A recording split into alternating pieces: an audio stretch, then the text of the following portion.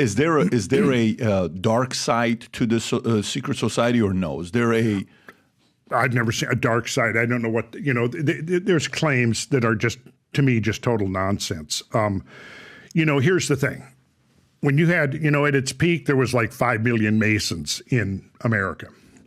Now this is probably in post World War II into the 50s and all of that, before television and certainly before the internet and all of that.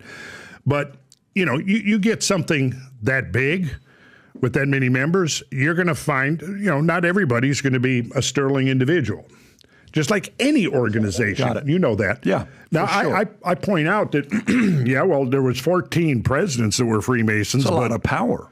Excuse me? That's a lot of power. Yeah. I mean, so for me, here's what I'd be curious with. If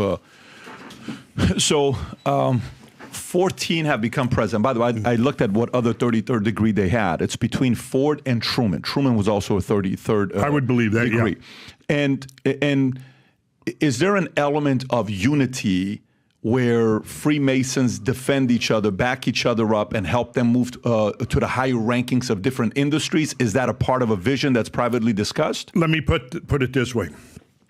If you've got somebody who's been through the ranks of Freemasons, just like if you were, you had a buddy from the military. Sure. And you knew that they were disciplined, that they could get the job done, sure, that they had proven themselves, you would definitely be inclined to, hire them or to, you partner with them or whatever, right? Because you've already seen that somewhere within the social sphere, they have proven themselves. It's really very much like that. If you had worked in a corporation, if you had started a corporation with somebody and you had built it up and you knew their work ethic and you knew their discipline and you knew that they were, had, let's say, extracurricular activities such as being involved with charitable organizations. Now, Freemasonry, I should mention, I haven't seen the latest statistics before COVID. A lot of the older lodges went under during COVID.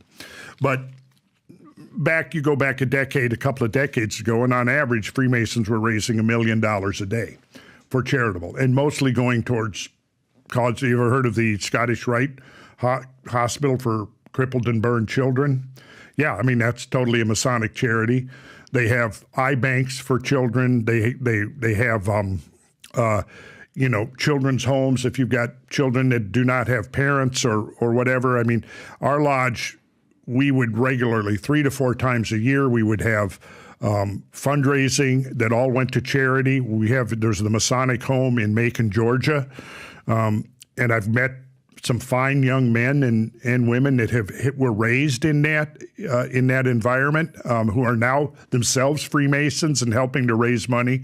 But yeah, it's a huge charitable organization, and a lot of people are surprised. You showed us look of surprise on your face because it's not really known. They don't advertise that. No, that's again, for me. The guys I met that were high ranking, when I spoke to them, it was a lot of depth. I'm a math guy. I'm interested in math. I'm interested in strategy, and they were interested in architecture. But for me, it's a community you're in that helps you move up in life.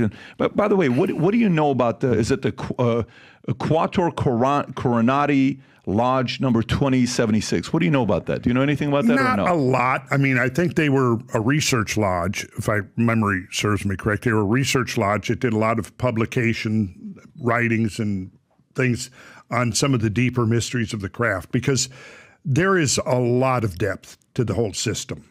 It's the symbolism, when you start unpacking it, pertains to every aspect of life. In these uncertain times, if there's anything we need people to believe the future looks bright. So if you've heard about me saying this mission to you, we're on a mission to get 1 million people to wear this gear, and this is what we're doing.